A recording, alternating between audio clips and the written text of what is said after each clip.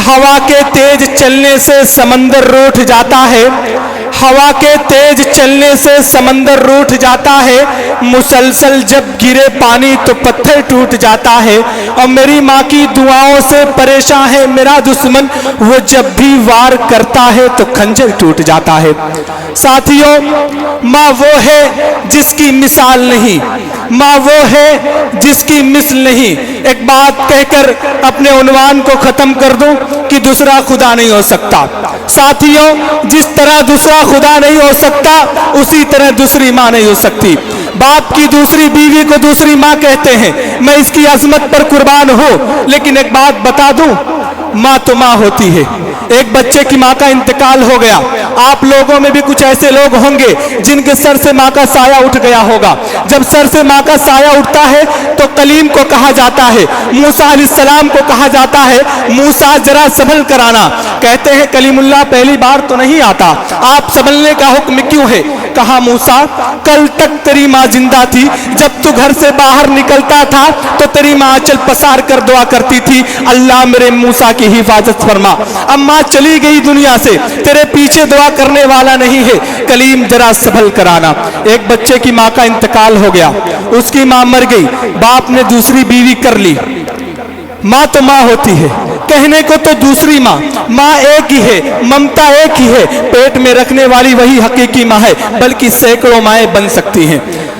एक दिन वो छोटा सा बच्चा मासूमियत के साथ बैठा है तागे यतीमी लेकर, तब बाप ने पूछा कि बेटा तेरी पहली माँ अच्छी थी या दूसरी माँ?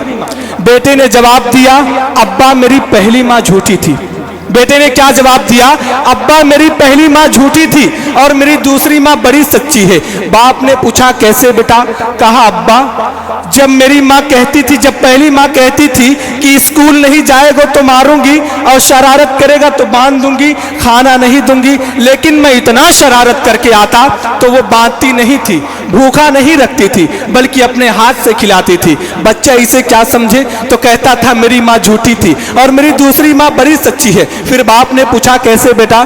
कहा अब्बा जब मैं स्कूल नहीं जाता हूँ तो मेरी माँ कहती है स्कूल नहीं जाएगा तो बहुत मारूंगी और शरारत करेगा तो बांध दूंगी, तो मैं जब शरारत करके आता हूँ तो मेरी माँ बांध देती है और जब मैं स्कूल नहीं जाता हूँ तो वो पूरा दिन भूखा रहती है, खाना नहीं देती। बच्चा इसे क्या समझता है तो कहता है मेरी माँ झूठी थी। लेकिन उसकी पहली माँ झूठी नहीं थी, उसकी ममता उसे मजबूर करती थी। उसके हाथ बांधने से पहले खुद बंध जाया करते थे, उसके हाथ मारने से पहले खुद तमजीर पर जाया करती थी। लेकिन आज मैं देखता हूँ, आज नौजवानों का यह हाल हो चुका है, आज हमारा यह हाल हो चुका है। जब हम स्कूल से बाहर होते हैं, जब हम बाजारों में होते हैं तो वो बूढ़ी माँ, वो बूढ़ा बाप घर पर एक आस लगाए बैठे होता है कि अभी मेरा बच्चा आएगा, अभी मेरा लाल आएगा, अभी मेरी बेटी आएगी, 5 मिनट ही सही, 2 मिनट ही सही मेरे पास बैठकर लबकुशाइयाँ करेगा। लेकिन आज बच्चे के, लेकिन आज बेटी के, लेकिन आज उस बेटे के यह हालात हो चुके हैं, घर में घुसने से पहले माँ को सलाम नहीं करता, बाप को सलाम नहीं करता, बल्कि मोबाइल को पकड़कर कमरे के कोनों में बैठ जाता है। बच्चे, उस माँ के दिल से एक आह निकलती है।